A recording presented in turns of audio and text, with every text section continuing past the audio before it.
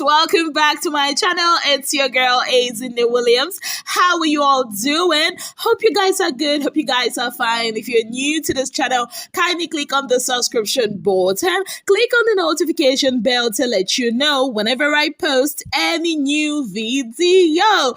Okay guys, I'm super excited because it's a good day for Frodd and his family. Yes guys, as his wife has put to bed. Yes, guys, she gave birth to a bouncing baby girl. Like, Frodd has been talking about this. Like, even in his diary session earlier today, he even asked Big Brother if there is any good news about, the whole situation. And Big Brother said, if there is a good news, or if there's any news at all, you will be the first to know. And oh my goodness, when they were done with their wager presentation, after this Parrot spoke and all that, Big Brother called Frodd to the diary room, took time, and we all, the viewers, we already know that it's about his baby's arrival to the world. Yes, guys, like when Frodd came out, he was in tears. Oh my goodness, I dislike Seyi. I'm not even going to hide this anymore. This guy annoys me. So what did he actually do? So when Frodd came out now from the diary room now with all tears, even Cross kind of noticed that he was crying and all that. So the first person he met was Seyi, and you all know that he and Seyi actually go way back, right? So he told Seyi, they hugged, they were happy, and then he was like, should he break the news to the other housemates? Guess what? This guy was like a stumbling block. He didn't want him to share it. And when Angel came in and Angel saw Frodd crying, she was kind of like concerned. You know that Angel is an empath, right? So she was like, is everything okay? And all that. And she was kind of giving him the vibes of not say, don't say, and all that. So Frodd was like, you know what? I'll tell you later. That was what he told Angel. So Angel was like, okay, fine. Angel hugged him and then left, and then he wanted to be alone. And that was the moment that he went down on his knees, took his rosary and his Bible and prayed. Like that scene alone, it was a mixture of, I don't know how to put it. It was a mixed reaction for me. Like, on one hand, I'm super happy. I mean, I'm a lover of beautiful things. You can't blame Azinne, right? And on the other hand, I felt a bit sad because, that's his first fruits, the first child. Like, I can understand how he's feeling. In that kind of a moment, yes, he's grateful to God for safe delivery, but somehow I'm sure within him, he's kind of like, just to be there. I don't know how to put it. Like, it's a mixed reaction seeing him there, but honestly, it's a beautiful news. Now, back to Seyi. I don't understand why that guy is an enemy of progress. Why would he not want Frodd to share the good news? In the African culture, when a child is being born, it's something good. Haba. Like, why does he always want people to be at loggerheads? I don't understand. And it's always his gist that their Parrot is always talking about. Today, the Parrot, talked about people that were talking about how Parrot and Kidwire are inciting, fights between the couples, how they want to take out Summer and Angel, Adekule and Venita, and all that. And we all know that conversation was had with Seyi and Ike. I remember. It's so unfortunate that I don't have the video, but I remember them saying that it was that day. I don't know if you guys remember that day that Summer had that panic attack and Parrot came to tell, Angel about it. It was that day. Like, the guy's name is always there in this kind of situation. And the second gist also, I'm not sure about that one they said about Angel, being disrespectful with a bad attitude, but I'm sure maybe he will have something to do with it. I don't know why Big Brother is bringing these lighter ones. He should bring the heavy ones that they've said so that people will understand the kind of people they are living with. That Seyi annoys me. Yes. You can say Azinne is biased, but if somebody continuously behaves in a certain kind of way, you won't blame me for seeing him a type of way. Like, this is the same thing I saw him do back in 2019 in the Pepperdam house, and he's exhibiting that same character in the house. Like the one he did tonight, preventing fraud or advising fraud not to share the good news. Like that one, yes, I didn't like it at all because I'm not that kind of a person. So yes, it might be personal, but I don't like it at all. I'm saying my mind with my full chest.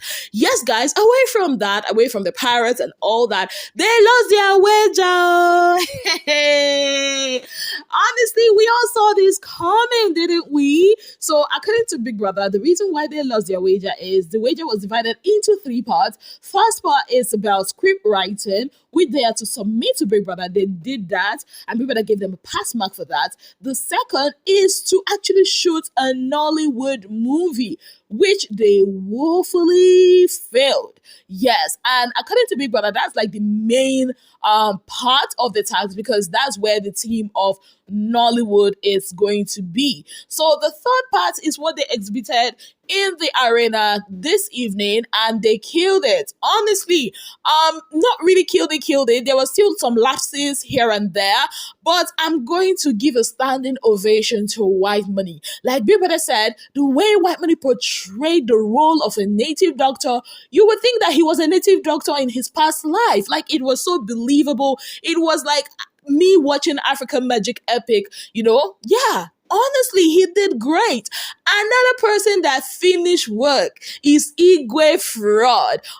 The tone of his voice, his mannerisms, everything depicted, the character of an erratic, impatient, wicked king, and he killed it. Yes, Fraud ate the role and left no crumbs.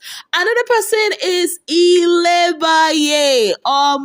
During the rehearsals or during the shooting of the film, Ilebaye finished work, and also during the stage performance, she finished work. Even when it was almost like Kid Y wanted to spoil the whole thing, but Ilebaye finished the job. And I'm so happy that Big Brother applauded them and commended them for a job well done. Another person I feel like Big Brother did not really comment, but for me, in my own books, I feel like the person did a great job, is Urel.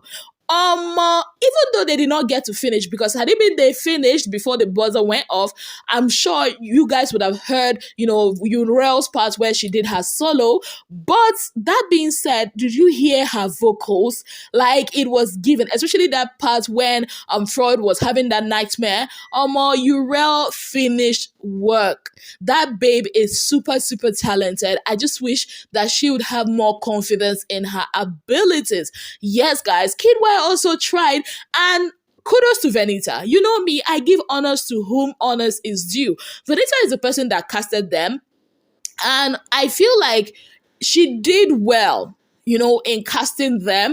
Even though I felt like she would have casted Uriel as a queen instead of Mercy. Yes, but even though I feel like even as a soundtrack person, Uriel did great, but I also applaud Venita for casting Kid Y as the younger version of the Wicked King and Fraud as the older version. And I'll tell you why. Both of them exhibited the same mannerisms. You could see that when Kid Y was consulting the Ezemore, or when he was consulting the wicked priestess rather, he was super, super impatient, power hungry. You could tell he just wanted to get that power in whatever means. He didn't care. And that's the same character that Fraud exhibited.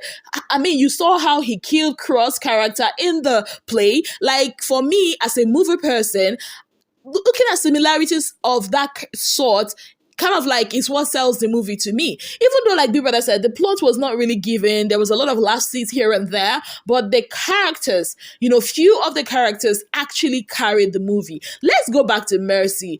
Honestly, Mercy's role as the queen was not convincing to me. Yes, I've seen Mercy do a decent job in what's the name of that movie that she acted with Chidi Mokeme's Scar. She did a decent job there, but in this one, which is a live stage performance, it wasn't given at all. Honestly, even though I felt like, okay, at some point she kind of like picked up, but it was still not convincing. Like looking at that performance, would it make me to cast her? Nah, it would actually make me to tell her to go practice more and not acting or casting her for a feature film. That's my own 2 cents about it. All in all, they tried, but the fact that, they allowed bickering, ego get in the way of them achieving something great, that is a reason for me that they failed their wager. Another important thing that Big Brother did today was bringing out all the food that they hid. People of God, can you imagine that somebody hid 2 bar of yam? Yam! Hey! It reminds me of Walking where I said that these all-star people, they are hungry, they are financially, they are not financially okay. Because tell me why somebody would take a 2 bar of yam to hide. 2 bar of yam. I'm not talking about those yams that you find in the supermarket that's already cut, washed, frozen. I'm not talking about those ones. So I'm talking about 2 bar of yam that they dug from the ground, probably has sand with it. Yeah, so that's what somebody went to go and hide in Big Brother's house. Hey, this is now all stars. Yay! Tomorrow they will not come and be saying, oh, we're classy. Mbano, kobosi. You are not classy. You are what? You are a streets. Yes. Just say it with your full chest. You're a classy streets. Because I can understand them stashing bread, other stuff, but yam.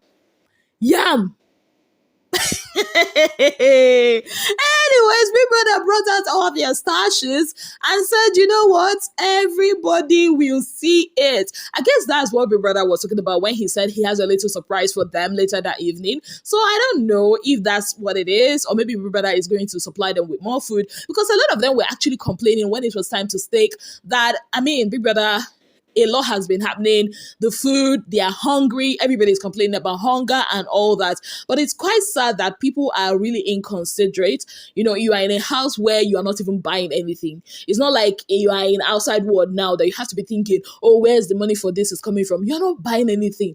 Big Brother will always provide. Even if you don't win the wager, the basics will always come. But there is this hunger mentality, this, I don't know what to call it, maybe poverty mentality that will tell them that, oh, eat everything now because tomorrow you won't have anything to eat. And like Angel said, it's not like you're a cow that has 4 stomachs, because what you eat now before the day breaks will get out of your body. Like, what is that mentality? This one are all stars are not really all stars, I will not even lie. If it was new housemates that have not tasted stardom that are doing this, I would excuse it. But now, seeing them do all this, it's not giving stardom at all. But all in all, it was an exciting day. They had a lot of activities, going on. Everybody that went into that diary room complained of Ike in one form or the other. In fact, they have said that Ike is the worst head of house ever. And I'm not even going to dispute it. Though he said that he's acting as somebody that has bipolar. Frodd'S said that maybe Big Brother should get a psychologist to check him. Everybody's wondering, why is Ike acting hot and cold at the same time? But then again, this is the same Ike we saw in Pepper Dem season. So, I don't know. Honestly, I don't know, but his reign has got to be the worst. But he's a chaotic person, like I told you guys. The most chaotic head of house that we've had in the history of Big Brother. He's actually enjoying the chaos. He even told Big Brother that, now he will, slow down on the chaos and everything, and on Sunday he will unleash another part that people will love about him and all that. I'm like, okay, Ike, well done, sir. You have achieved what you want to achieve. But just like Big Brother asked him, if you don't win the head of house next week, who will make you their BFFs? His BFFs now, to tell you how crazy Ike is, 3 of his BFFs have returned their badge to him. Oh my goodness. People of God, that's what I see about for Big Brother house. I said, let me come and brief you guys on everything that happened in the Big Brother house this evening. On that note, I'd like to say a very big thank you to you all for being part of my channel. If you have not yet subscribed, kindly click on the subscription button, click on the notification bell to let you know whenever I post any new video. Until I come your way again, I remain your darling girl, Azine Williams.